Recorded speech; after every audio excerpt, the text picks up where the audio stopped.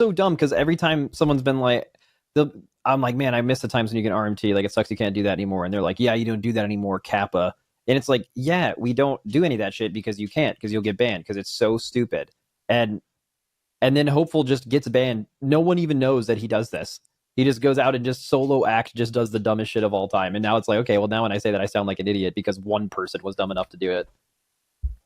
Yeah, and he kind of got rewarded for it as well. Yeah, he totally got away with it. We got to do splits. So our players are in there just slaving away in splits. And splits are so much worse than Mythic Plus. Like, he got to just do Mythic Plus for like 3 days, basically, while we did splits. So he got out of splits and leveled up 1 mage, or he leveled up 4 mages, but his first mage hit. So all he needed was just to level a guy to 80 real quick, and he was good to go. Yeah, and then he didn't even need to help with his alts in the other splits because he didn't have any. So yep. Which interesting, he actually argued he thinks that sucked for him. And I kind of agree with that. So one thing that splits do is they just give you a lot of reps. You just like see these fights a lot naturally. You end up just doing these fights for like 5 days, and it's not on Mythic, but you get better ideas of when you would personal on this class, and you kind of figure out how to do the boss on your own, rather than, like, for example, I just think, like, if you take even the best players ever, you've done PTR testing, whatever, if you throw them in on the first pull on Mythic versus having killed that boss 30 times on Heroic, you're going to be better on that first pull after doing it 30 times on Heroic, 100%. And he did not have that, and he said he felt that early in the raid. Yeah, I mean, I feel that big time too as a non-Race to War first raider. When you're just seeing these bosses, when you have practical experience, it makes such a massive difference. Because I mean, like, you'll hear about certain boss fights, like say your raid leader will be telling you, okay, so on Lumathar, you just gotta soak the pylons or whatever, and you gotta soak the frontal. And it's not that easy to visualize exactly how it's gonna look, but like when you actually put it into practice, it's like, oh, so this is just like what it is. And a lot of the fights are really relevant from Heroic to Mythic. Like P3 Demencies, for example, just like knowing where the circles are and like knowing roughly how the pull works and how it looks and how much your character moves, I think that's like a pretty big difference. Yeah. Yeah, I think it does depend on the fight, but I think a lot of the ones this tier have like basically the same cadence of abilities between Heroic and Mythic, and then there's like maybe added stuff on Mythic, but it's not like you're going to get baited. Like if you get used to the Soul Hunter's cast sequence, Mythic just like adds in Sigil of Chains and Eradicate Sides, but otherwise it's the same timing. So yeah, it's a good point. When was the last fight besides Gallywix that was like on Mythic? It was just fundamentally different. Not like a completely different encounter, like no dungeon journal. Purely just that. Because there have been some. The timing was just different, right? It was like Tindril would be a good example of this, right? Tindril, perfect example. Yeah, it's like completely unrecognizably different fight, yeah. Yeah, because there are a lot of fights that are a lot harder, but they have the same cast sequence with some Mythic stuff added in, or the cast themselves are scarier. Yeah, I wonder what the most recent one is. I'm trying to think if there were any... I feel like Calandris is a lot like that. Yeah. Probably unsurprisingly, we're naming some very historically hard bosses, but also in a way, having a brand new fight on Mythic is a form of difficulty because you're seeing something largely new. But like, I feel like Halandra's progression was just the bombs, and those just weren't there on Heroic, so naturally. Yeah, I guess so. By that metric, then like Fire Act P3 is also. Yeah, the seeds still exist, but the fact that no, I mean, actually, isn't it the same mechanic? If you get hit by things, you kill everyone. Yeah, I guess the part is that you go from you have 4, then 3, then 2, then 1 instead of 4, then 5, then 6, then 7, then 8. But yeah, I guess it is similar enough that like it's sort of the Heroic version of it, not a completely new version. Yeah. It was a cool tier though. I think a very visually stunning tier. The Demencius fight being on the big screen for 5 days, the last 12 hours of which was the 2 guilds, both in kill territory.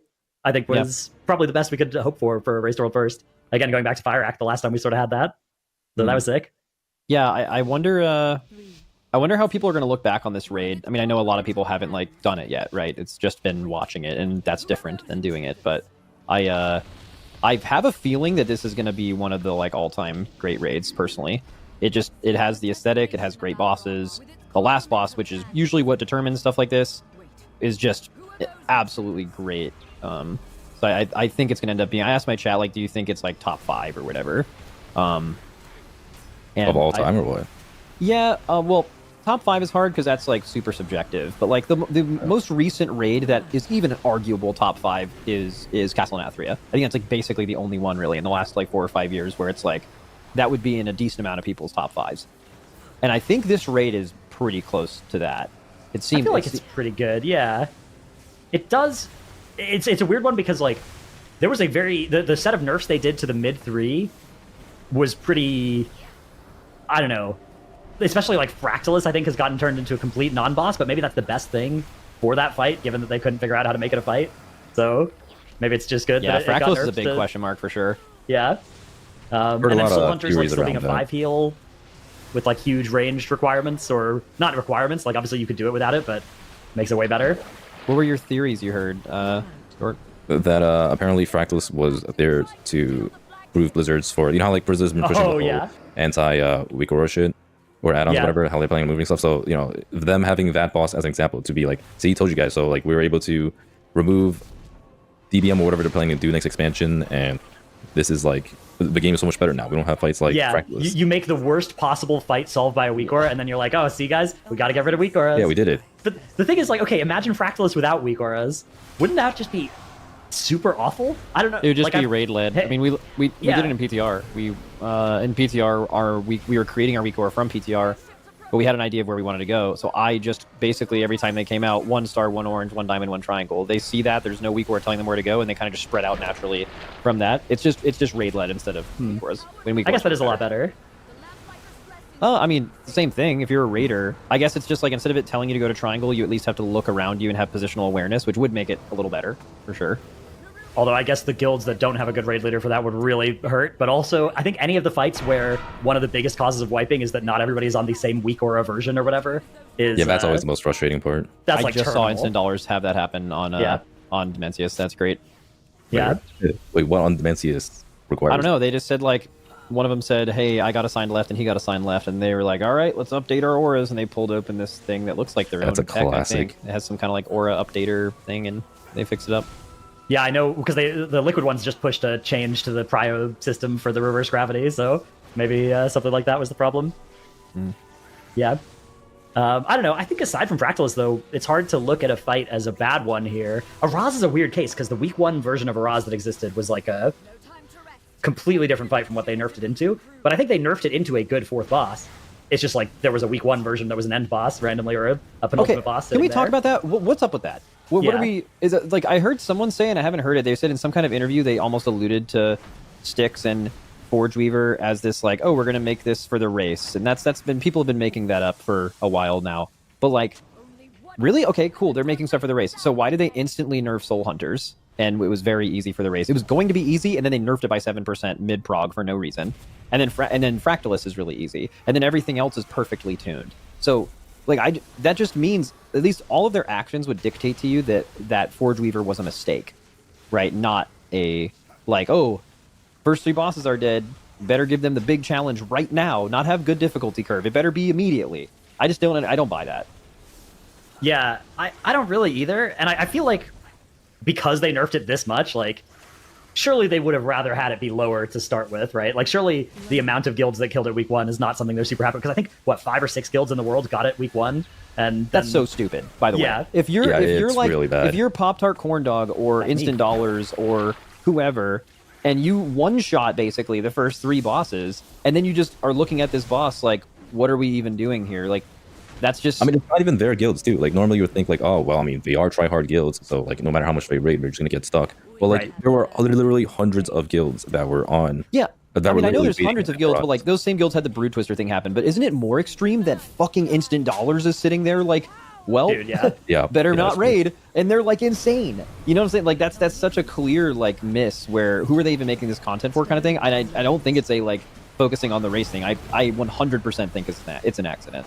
Yeah, it's actually gone to the point where it's better for these guilds to do mythic splits. It would have been way better guilds for us have been to do doing mythic that. Splits. Like, I have seen guilds starting mythic splits on week 1, which is crazy. 2 of the last 3 tiers, and arguably, so Liberation of Undermine, it would have maybe made sense because of the difficulty curve, but it didn't matter too much because of the fact that the loot wasn't good off the first few bosses. But yeah, this tier, like, man, mythic splits would have been the play, and we definitely got owned by trying to do a hard, fun mythic boss fight, which, I don't know, I mean, there's this pretty small population of guilds that's going to be true for, but it's definitely not a good incentive to create for us. Yeah, not excited about dealing with that dilemma next year, because I think we would do splits instead if we got it back, right? Like, and that's ugly. Yeah. So I have a theory about it was fun, the whole... I mean, it was fun progging week 1 Forge. It's just if we'd been able to kill it, we had but like then that's the thing. You allow these people to prog P1 Forge Weaver, and if you're the Instant Dollars or Pop Tart Corn Dogs of the world, you look forward to raid challenges. That's why you raid so much, right? That's why you get a good guild. Okay. But then you don't even get the satisfaction of killing it. It's like you get close, and like that moment of when you finally overcome it is just you log on the reset, and the boss is just it's gone. It's a different boss entirely, and you. I don't know. I mean, maybe we don't even have to talk about this because it's possible their new plan for like raid releases, which is probably an entire other topic, could maybe be addressing this. But I mean, that's I think the whole like this entire expansion showed me that like just straight up 8 boss raids are just they're not good enough to do that. You cannot do an 8 boss raid and expect to not have first tier Brood Twister, way bad, just huge mistake. Second tier Styx, awful position in the raid for that boss. Third tier, again, 4th boss, Forge Weaver. They simply cannot figure it out. So, I mean, something has to change, and maybe it's the way they're doing raids. Yeah, I mean, this just seems to be the best formula for them for, like, now. This might just be a Band-Aid or whatever, but, like, the game has just gotten to the point where you have so many... the skill parity between guilds is so massive right now. You've got the Race to War First guilds, then you've got the ones directly below that, like Instant Dollars, Pop-Tart, etc. Then you've got the Hall of Fame guilds, and then you have the cutting edge guilds, then you have the late cutting edge guilds, right? So like it just goes on, and then there's also the guilds that don't even get cutting edge. And it seems like their solution is basically have some really hard bosses for the Race to War First, immediately nerf it, then have gradual raid buffs from the Renown and just getting gear and etc. That's gonna like carry down, and that seemed to work kind of well for them last season. Yeah, but I think that part is good. Like, and to their credit, like, if they didn't nerf Forge Weaver and they left it in the week 1 state, that would have been a worse decision than nerfing it the way they did, right? Once they were at that spot, you know, the amount of guilds that would have had a Brood Twister situation on pre-nerf Forge Weaver, even with extra gear, like that boss would have been a lot easier with gear, but it was never going to be... There were a lot of guilds that are like in the Hall of Fame that were not going to be killing that for weeks in its pre-nerf state, so... It just doesn't feel like an elegant solution, that's all. I mean, I've come to accept that, like, this is, like, alright. It could be worse, but I mean, like, it ended up being okay, and it seems like they have bigger plans for next season. It strikes me as one of those things that, like, if they moved the amount of bosses in the raid from 8 to 10, or if they added back in Heroic Week, like, either of those would probably make this a lot easier to avoid, if it is indeed something they want to avoid, which I think it should be, and I think it is, but like you said, Max, it's kind of hard to be sure what they actually want here, like, if they view that as a problem, or a big problem, or a small problem, or not a problem at all, and in fact what they were going for. I don't know. Strange. Okay, do we want to talk about the next tier release? Because it's super strange as well. I think we should, yeah. Yeah, sure. So they are, if you're watching this first time, didn't get the Gamescom information, next raid, they're kind of doing like a mixture between like Kata first tier raids and like MOP. So like right away, beginning of the patch, there's going to be a 6 boss raid and a 1 boss raid released at the same time. That will almost certainly have like all of the tier gear, stuff like that. And that's going to be released to the public, or released to everybody. And then 2 weeks later, there's going to be a 2 boss raid released. I have not seen this myself, but my stream was saying in some interview they had alluded to the fact that like the 2 boss raid is supposed to be like crazy hard. And that is the like intent for that, which I guess that makes it seem like maybe the 6 boss and 1 boss is supposed to not be like super challenging. Like maybe the hardest boss in there is something like a Forge Weaver, right? Which is like, you know, medium hard. Right. So I don't know what what do you guys think about that? Yeah, so I've also heard that like the 2 boss raid is going to be the hardest one, and it comes later than the others. I have heard that it's not like locked in the exact release cadence, but 2 weeks was what sounded like what they're currently thinking for it, between like the 6 plus the 1 and then the 2. I don't know, it's interesting. I think I kind of don't like the idea of a staggered release cadence for the raids, but I'm down to see how it plays out, because every single expansion every single tier this expansion was 8 boss raid, nothing else going on with it, and I just like them cooking in some way. So I'm down to see it, even if it turns out that it's like, okay, this is actually worse for whatever reason.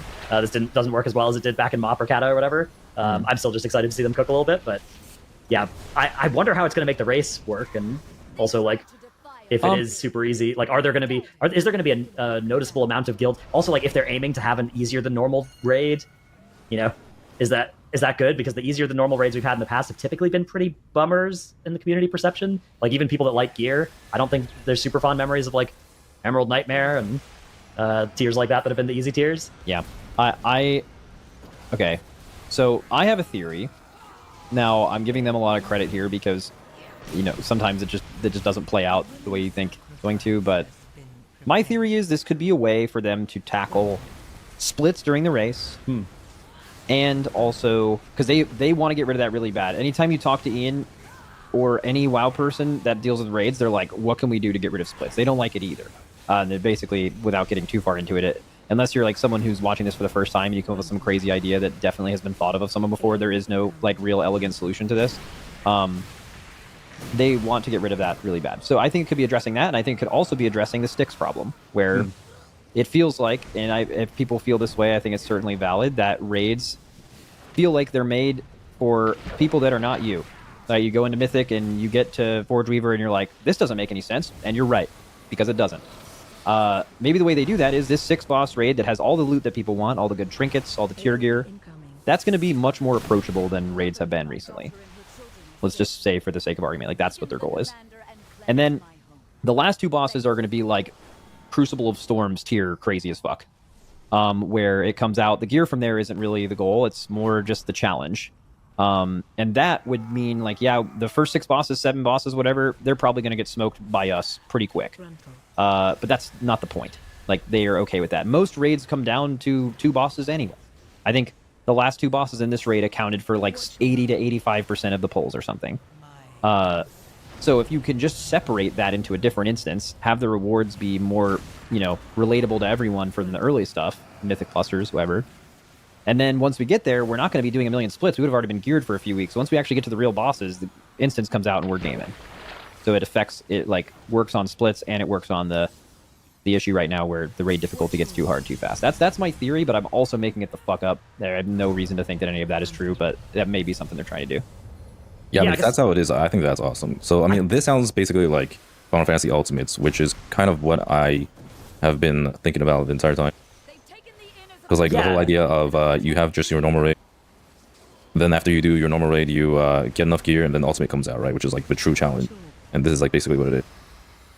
Yeah, I kind of felt like Blizzard didn't want to do that for the longest time. But if that's what they're up to here, I'm much more optimistic if that's the actual idea here, is, like, let's make a raid that is tuned to be hard, and then a raid that is rewarding and tuned to be easy, and that way people that are like rewards motivated don't feel too bad about it. It's just like it seemed like they weren't happy with like the low participation rate of Crucible Storms in particular, which was the last time they had something that was like this. I felt like something that was like, oh, they're never going to do this again because not enough people played it, right? And like, but if that's not something that bothers them, yeah, I mean, that sounds like a pretty ideal solution to those. Like if they just make it so that the 6 boss raid is kind of fun to watch, has some cool bosses, kind of fun to play, and has good loot.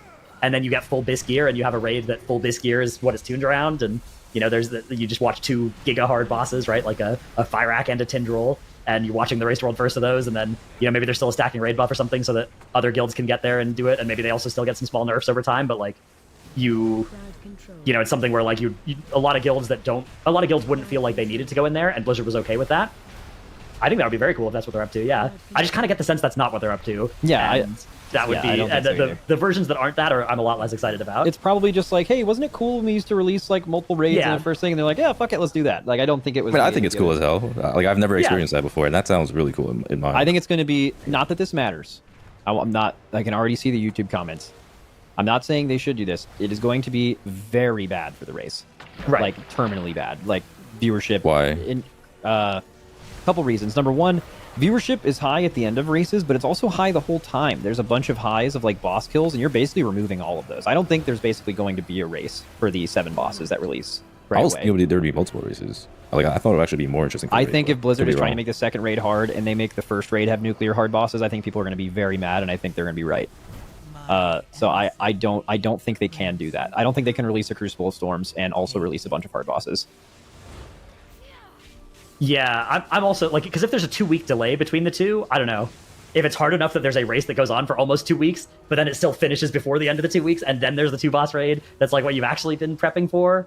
And like, how do guilds decide which is important? Because if you're optimizing for beating the 2 boss raid first, you probably aren't optimizing for beating the 6 and 1 boss raid first, right? You're optimizing for gearing up, and like you're willing to take it slower there and do more splits or whatever. Yeah, I mean, like what we might do, we might even like not even progress the 7 bosses. Like we might just straight up do mythic splits for 2 weeks, just sack all those bosses. Who cares? The later ones if they're hard, and just have objectively more eye level going into the bosses that matter, which would also be unwatchable garbage, right? So I don't know. It's, again, I'm not saying that might not be the best thing for everybody, but I have a feeling it's going to be terrible for the race. Also, there's certainly going to be no event. Everyone's going to be playing except we're going to fly down 2 to 3 of our favorite casters and run I can almost guarantee you there will be no We're going to event. run a stripped down event where we're still going to pay those casters the full amount, but they're just our favorite casters. We're going to fly them down like we did for a couple days of Heroic Week on Nerebar Palace. And we're going to, if we're in a position of leadership at Liquid, we're going to sell that very hard to our people that decide how events work. Yeah. Yes. Yes. Yes. Yeah. Yeah, yeah. It'll be like Cadril restreaming. Like, you just get the one guy in the room. That'd be sick. Yeah, I exactly. mean, we need Dranos as Cadril. I certainly wasn't going to be the one to say it, but I mean, I guess if, Okay, if sure. we wanted, I yeah. available then. If you're willing to sign up for that job. Dude, yeah, I'm also very skeptical of how this would look for the race, but also I agree that that's like, if it's better for the game writ large, then that should take precedence over the race. And I do think that them just like doing some weird shit with how the races, or like how the raids come out, is probably worth a shot. They haven't done it in like 10 years, so I don't know, let's see what happens. Worst case, we don't do it again. But obviously, if if the race is like a big deal, then killing it for a tier would be a downside. Yeah. I'm very curious to see how it plays out. Like, I don't think it would be that bad, but I could be completely wrong. And I think we need some more details of like, what are they trying to accomplish, and like how specifically are they thinking this will accomplish that. And then if the answer is just like, oh, we wanted to do a new cadence because we think doing a different cadence for a tier would be fun, and we didn't think about how it would affect the Race to World First or Cutting Edge guilds or Hall of Fame guilds, right? And like, oh, then maybe we should rethink it, right? Like if all the concerns that we brought up, but if they actually have an answer for those things, then yeah, I'm definitely down to see what it'll look like. Yeah, I'm just glad there's a shakeup. Yeah, I am definitely pro shakeup in general. Bro, it would be so fucking sick if one of the raids that come out is like a 10-man raid and it's really hard. Like, they could have just like, what if they just gave us fucking just give us like a normal 8 boss 20-man raid, and then like a couple weeks down the line we just come up with like a 10-man raid. Holy fuck, that'd be so amazing. Yeah, I love the current raid sizing. I feel like, I don't know, I think that 10, like, I'm not a believer in 10. I don't know, but I know there's a lot of people that like currently don't play and would be able to with 10. So it's just so fun. Like, every season I do 10-man raiding with some friends, doing like a heroic raid, and I'm just having such a great time. Like on retail or on classic? Yeah, on retail. Okay. Yeah. I mean, maybe they should make like Flex Mythic and just don't open the last few bosses of Flex Mythic for a while, and then just only have the first half of the raid for the first month or whatever, and that way it doesn't matter too much if it's imbalanced, because that's always the problem with like Flex is the number sizing. If a boss is really hard, it's gonna be way easier at like randomly 17 people, because that's a breakpoint for some mechanic or something. Yeah, I mean, that's just not even gonna matter later on when people are just like turbo boosted up the ass and exactly. Weird. What do you guys think of the turbo boost? Like them pre-announcing there's gonna be a turbo boost this tier? I mean, I fully expect. We talked about this in one of the Policy episodes, and it was fully expected to come back. I think people are raging booming about it. But we all expected it, but it's the choice to announce it is interesting. It's like, what do you want people to not feel like they like wasted their time by? Actually, I don't even get that argument. I saw a tweet about that. It's like, oh, there's gonna be a turbo boost, well, I better not play the game then. It's like, well, what are we? Why do you even play this game? Like, people, even without the turbo boost, people go higher key levels as months go on by just getting better and more geared generally anyway. Okay, why even play on season start then? I mean, it's just a waste of time, right? You're going to time a higher key. Like, that is such why play 11.1? Why play this season? You're going to have better gear at 11.2. Yeah, you're going right? to, yeah, like, what is the, I mean, but even then, I find that entire argument just like almost like fascinating to think, like, how do you even play the game? Like, why do you even play the game? So I think there are a lot of people for whom a big part of the game is the illusion of like getting this gear, and just knowing that you can't do that yet and you have to wait for a turbo boost is damaging to those players. Like for me, I'll go through these phases where I'm playing like a bunch of rat alts, and like I know that if you ask me intellectually about it, I know that gear is going to be irrelevant in 5 months, but it's not yet, right? And I don't know that yet. And so like if I get something out of my vault that's this, it's like, oh cool, I got a this trinket out of my vault. Like, this is fun, this is dopamine, like this is worth doing a weekly key on my alt, and then opening the vault on it, and like I'm having fun with that. And I objectively do have less fun when I know that there's like a turbo boost coming to invalidate that, or like getting a belt once I knew the Delve belt was coming last season. Not to mention getting a belt this season. Good lord, what is the deal with this belt thing that they've made this season? That's awful. Yeah, I was literally farming this shit on my warrior like a couple hours before we started the pod, and it's super tough. We killed 3 mythic bosses this tier where 2 belts dropped. Yeah, they said that they wanted it to be like a heroic raid level. I don't know, turbo whiff, right? Like, it's better than that for most facts. I mean, they haven't gotten this right ever since the Onyx Amulet, right? It's always questionable. Super rough. But yeah, so I think I don't know. I think the turbo boost being like a common thing, like if at a certain point we would get it, right? If they just kept doing it every season and not announcing it and then being like, surprise guys, it's turbo boost again. It's happening again. Like at some point we would stop. We would start expecting it, right? So, but yeah, it wouldn't have been yet. Are you guys pro the boost, the turbo? If I say I like it, people are gonna be pissed at me, but I like it. Just say what you think. Yeah. Like I get the argument that it invalidates early season stuff to some extent, right? Like I think that particularly early season M+, it's always been true that the highest keys are done at the end of a season, but the process of pushing early season, knowing that there's a lot of power coming that you don't have yet, obviously, like, you know, usually by the time Turbo Boost comes out, M+ are still just getting their BIS gear, right? But like knowing that there's a huge finger on the scale coming, I guess I think though that you can solve that. I think you can solve that by just doing like a mid-season checkpoint, right? Like just do another title and give it out 2 months into the season, right? And be like, okay, you know, who can push the highest in the first 2 months of the season, right? And like that's you give a cool reward like that, and then I would have no problem with the turbo boost. That's the only thing that I really don't like about it. I mean, we've learned that a lot of WoW players are reward driven. The entire game is like around rewards, so like it makes perfect sense that people would be very pissed about the idea of invalidating all their rewards. And it doesn't really invalidate them because you just upgrade the piece you've already got, right? Like you. Okay, but I mean, you have to like completely regrind it. It's like, all right, you know, I've already worked. I mean, it's especially bad for alts. Like, I don't mind it on mains, but it for sure fucking blows ass on alts. If you're just trying to gear up another character, you're having to grind thousands of crests. I mean, we've had this problem in the past. You know how there was a whole discussion about like having to grind crests on alts, and then they came out with the whole discount system, but now it's just kind of like the discount doesn't even really matter when the turbo boost comes around because you just need another 500 crests. Yeah, it like invalidates it, right? It's like it makes it go back to the same amount that you needed before they made the discount exist. Yeah, I get that. It's one of those things where like people always post their screenshots of like their main with 3,000 gilded crests, and they're like, I wish I could send this to my alts. And like, you know why they don't let you do that, but it still is true that you feel that way really badly whenever they make a system like the turbo boost. So yeah, I guess that would be another, like, turbo boost would be good if it came with incentivizing the pre-turbo boost M+ push more, and also reducing the grind requirement that it comes with for alts. Yeah, I think both of those things would be really welcome additions to it. I think even still, it's better than not doing it, but it's the best way of artificially nerfing the raid. It does do that, yeah. Yeah, because I mean, I think that's by far the biggest reason why this raid is like 1.5 Dimensius nerfs away from just the percent buffs that are coming every week and the gear increases, putting it in the dirt. Like, there's no other bosses that are going to have any trouble at all once you get. I mean, Dimensius is getting so much easier with gear too. Yeah. That boss is just starting from such a high point that I think it's still going to. I mean, even this week compared to last week with the 3% stacking plus reset of gear, it just that alone makes like P1.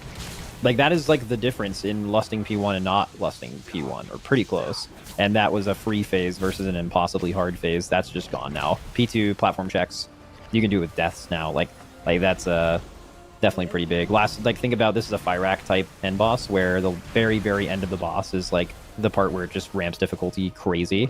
You're just gonna skip that, right? That's just not. You're never gonna do. Just like Fyrak kills, you're just not gonna get to the part of the fight where it really got like that. Yeah. It definitely does get a lot nerfed by gear. I still think it's going to take a big. Like, I think there's some parts of it mechanically that they're just not going to be reasonably expecting. Like the way you have to set up the reverse gravity, I think they'll reduce the like speed that you get dragged towards the boss or something, or increase the speed that you're pulling people down. Yeah. Some of the precision required in P2 as well, and P3. I wouldn't be surprised if all of those took some hits, but yeah, like most end bosses, it'll get some stuff. I think that aside from that, though, the rest of the raid is like every single boss gets so nerfed by gear. Because there's like multiple different. It's like same with Salhadar, right? Like you get the more gear, the platforms get easier, the DPS check on the fight overall gets way easier, which means you can focus more on doing the mechanics, and that one also, yeah. I mean, but even then, like there still needs to be a pretty big health or damage required nerf, because a lot of people aren't going to be able to field the same type of comps the Race of War first groups are running. Like having to require multiple Ellie Shamans for the first platform. If you don't have Ellie Shamans, it's going to be a disaster. Like I actually think that boss is very like comp friendly, low-key. Like even this week, I think Hunter is easily BIS again after this. Well, depending on how much damage your group does, right? Because like a lot of guilds just aren't going to do that much damage because of like skill diff. And so, I think if you're trying to do it like this week with the 3% and 5 more eye levels or 4 more eye levels than Liquid, and you're trying to do it with like your off meta comp, you're going to get farmed. But in 3 weeks time, when you're doing it at 720 with the 6% buff, I think there's no kind of Well, you also have to like you have to think about it. too, Like right? Ellie Shaman is only good in P1 because the check in P1 is hard to hit with the eye Right. level. If you remove the check, you can basically run any comp in the game and just say, hey, everybody, when there are ads out, you just simply target them until they're dead, and then you will like P1 is just going to be so easy. Like that was basically like the reason you needed Ellie Shaman to kill those ads was not to kill them in time; it was to gain boss damage, Maximize boss damage. Yeah. and that is not going to be needed, even if you're not as good with weeks of gear. So I actually think you could kill that boss with, and then P2, there's like outside of the DK requirement, you could play anything. P3 is just a single target phase; you can play anything.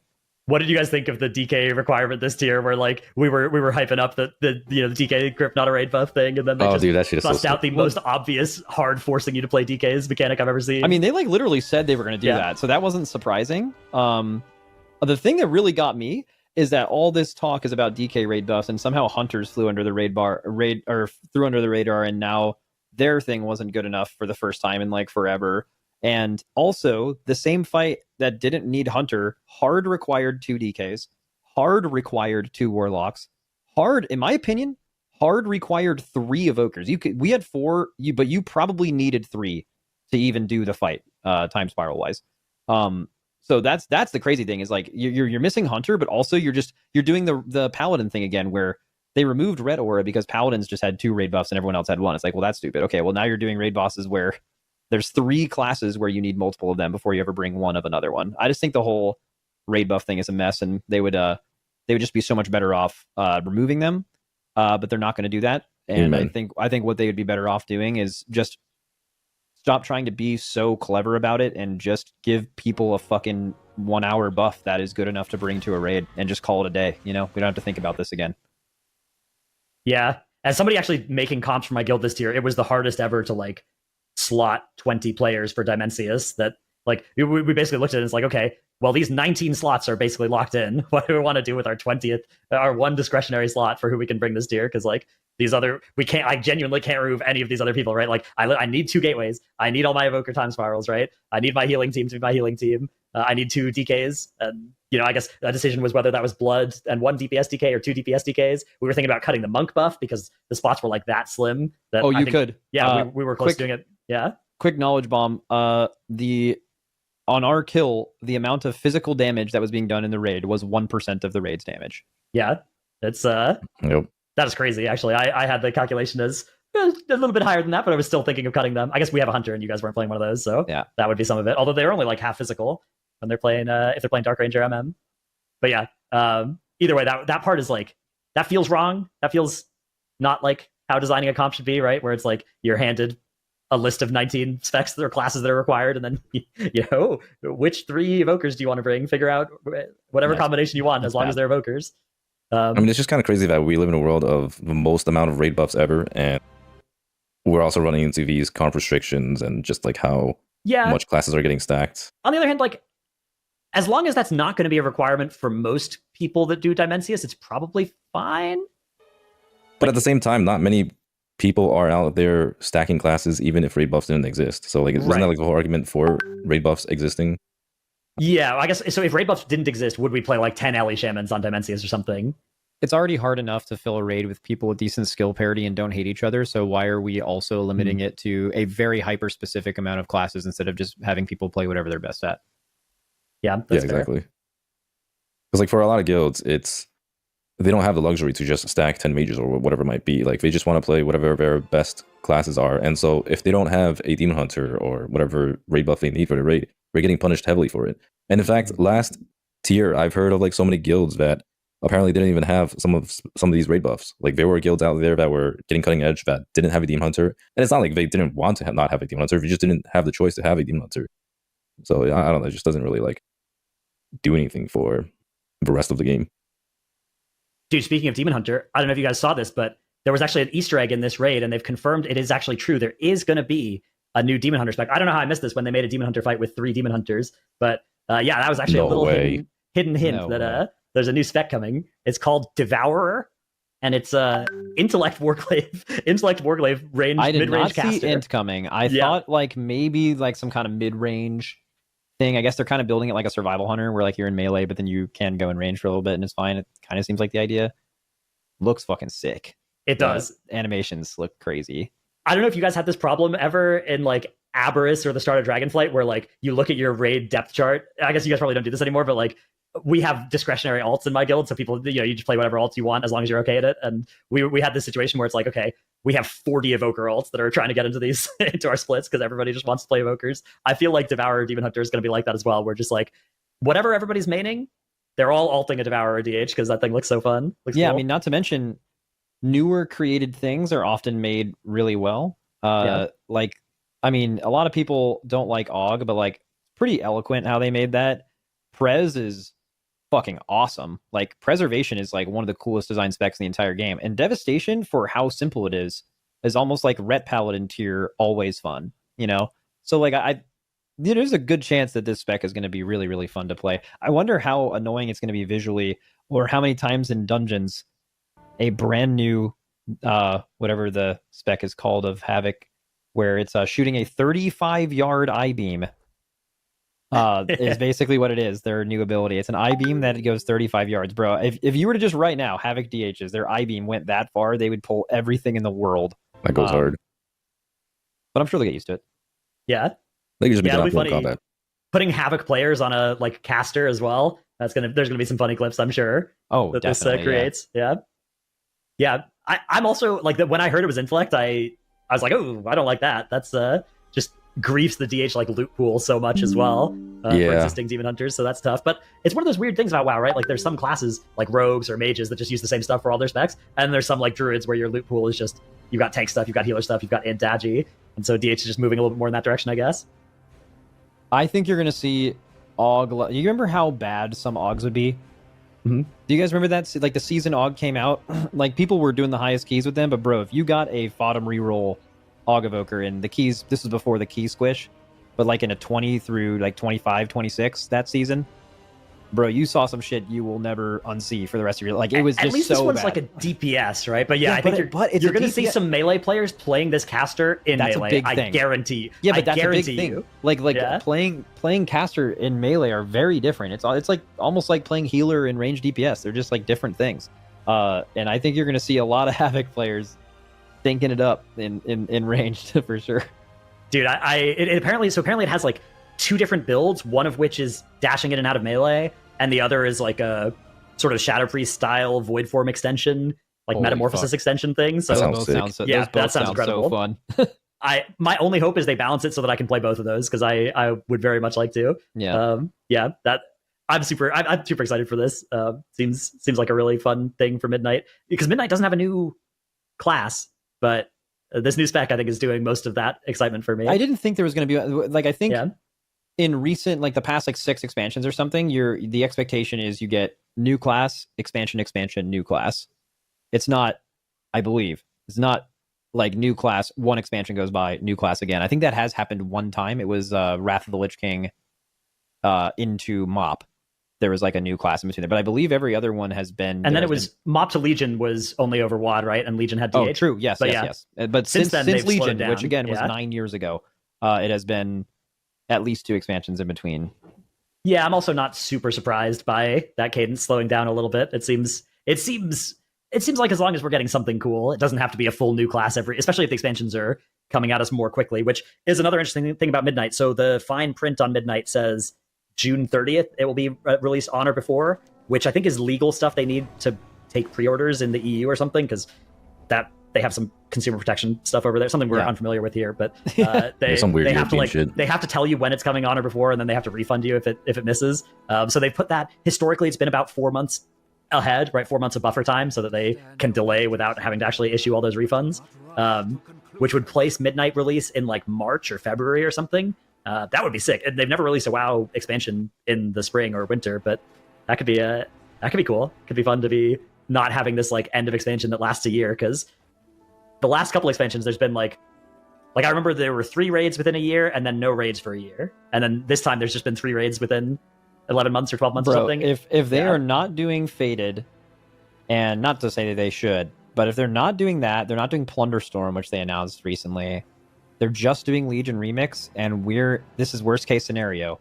We're doing this farm period for like a year or like 10 months. That is going to be among the darkest days that have ever happened in WoW. That's going to be so bad. But I don't think that's going to happen. So Yeah. I think it'll be out sooner as well. It is interesting. They did also confirm there's not going to be a faded season, which I think a lot of us expected after how badly received the last one was. But that's going to be nice, I guess, not having faded. Also, another weird thing is they haven't announced MDI or TGP yet. Do you know anything about that, Giles? Because like normally they would have announced it like at the beginning of the season or a little bit before, right? But we're done with the Race to the World first. We're like, what, 3 weeks in or some shit, and they still haven't announced anything, and that's extremely weird. That's right. I'm prepared to make an official MDI announcement here on the Potty C. No, oh shit. I know nothing. I mean, even if he did know something, he knows. He just can't tell. But it's okay. Exactly, he can tell after the pod. All of our effort right now is being focused on adding some more potion vendors with potions you can't use to different places around the world. So a little bit of a minefield we're building on the tournament realm. Yeah. That's delayed the announcement. Yeah. Okay. What other stuff you guys want to talk about? We've got the other race stuff. Method. Yeah, sure. We can talk about Method. What's your all's take about that? About Method? This going into this tier was finally going to be a 3-horse race. Predictions had Echo and Method at the same chance to win. Yeah, well, that prediction was like on your Twitter, which is there was also one in the I guess I saw on like the Raid Leader Exchange Discord where that was there was a similar poll posted and it was the same where Echo and Method had the same percentage. Yeah, that is quite wild to me. I don't know. I mean, I feel like for the 5th tier in a row, the narrative has been, oh my goodness, Method. It's a 3-horse race. They're getting closer and closer. This could really be the tier. Oh, they got a close 3rd. Next tier, they're really ramping. Next tier, that's going to be the tier for them. And at a certain point, you got to sort of, right, like at some point they actually have to win or get well, I mean, this tier was different, though, because, the whole idea is that Echo lost a lot of their superstar players and Method gained a bunch of them, so like that was supposed to be the whole narrative coming into this tier. That was something that I think made people feel like it, but I don't know. I feel like there's something that you don't gain by just getting more mechanically good players. It's like the analyst and leadership core that is just fundamentally. You have people like the Liquid analyst leadership team, Bubba, Max, whatever those sorts of people. You have those people on Echo with Miraz and Roger Brown, right? Like those sorts of characters, and I just don't think there is. I think that chasm is still pretty insurmountable between Method and 1 and 2, whichever order you put 1 and 2 in, which obviously Liquid's won the last 3, so I think it'd only be fair to put them in 1, but looking at this tier, it's a very close 1 and 2 still. We got a very exciting race there. Even though Method finished only a couple of hours behind second, it wasn't actually that close. Fake. That is such fake news. Well, okay, sure. So that's actually something I wanted to ask you guys about. Like, how much do you guys think the analyst issue matters compared to how good the players are? Like, at the end of the day, are the players issue? What does that even mean, analyst? Like, well, you know just how having people that can make a strat from ahead and like that's not even typically trailblaze the boss. Do. That's where I always get confused. Like, that's not. Well, I mean, but it's more than just analysts, right? Like the way I see it is also like people who manage the splits and just like the whole everything behind the scene, not just like the players. Because like at the end, like, can you get a group of 20 players who are just insane at the game and they'll just win Race to the World first or at least be like top 2? Never. No, you're like you wouldn't even be close. What if they're like literally the best ever? If you created a raid team with like, have you guys ever played a sports game like Madden or NBA 2K or whatever, and you ever created a player and you just like slam all that shit to 99 and you're just like the best at everything? If you were to create a raid team of like all 99 players and you had just never done the raid before as a group, you would get fucking shit on. There's just too much innate knowledge and there's too much problem solving that's happening constantly. And how good you are is how efficiently, creatively, and quickly you solve those problems and move on to the next one. And if you don't have experience doing that, you just have no chance, to answer your question. So it's player skill is super important, and it's probably the main differentiating factor between us and Echo, because we both have a baseline of we know how to do this thing. So when you're talking about winning the race, as far as like beating Echo, player skills plays a huge factor. But like for someone else coming in without that experience, they don't really have a chance until they gain that experience. Yeah, that kind of answers the question. Yeah. But yeah, I mean, like me personally, when it came to expectations, I thought it would be like Echo would still get completely shit on by you guys. Like, I thought it would be like, Liquid wins by a ton, and then you thought it was just like Echo have gotten brought down. Yeah, like Echo's like so behind now, way in the lead. Right. Yeah, I mean, this tier definitely shattered that expectation for anybody that was. Yeah. I think that was like the hugest, or that was like the biggest difference for me. Like, I was not expecting Echo to play the way they played. Although to be fair, a large part of it is I also felt like a lot of what made it so close was Liquid didn't play as good as I expected. Yeah, we played bad. That's the issue with thinking anyone played insane or thinking anyone played bad, is how good anyone's perception of how well or bad Echo RS is doing is purely by the only barometer for that is how well they are doing relative to the other guild. So if we play bad, oh, they're playing insane, because you're like, look how well they are doing compared to this other team. Like I use this example, if we just didn't hard throw Fractalus and we kill that boss first, we're ahead on Nexus King the whole time, we didn't lose like 6 hours of progression, the Echo would have played exactly the same, but the narrative of how well they played would have changed. Yeah, that was it. Yeah, that makes sense to me. I mean, I do think that anybody who was like, oh, Echo aren't going to be competitive anymore now that they've lost these players or whatever, like that clearly is not true, right? Echo are still very, very, very, very good. They came within 0.28% of winning the thing as well, which, man, what a heartbreaker that must have been. I think everybody kind of afterwards, whether or not you were a Liquid fan or an Echo fan, you felt bad for Echo at the end of the race, right? Like that was a way that we can all relate to not killing a boss, and then, you know, obviously it's not as high stakes for the rest of us, right? But like going to bed after not killing a boss on a 0.8% wipe or 0.2% wipe, whatever it was, that's a tough feeling. Yeah, dude. I mean, Echo, despite them losing a lot of their longtime members, they have gained a ton of really good players too. So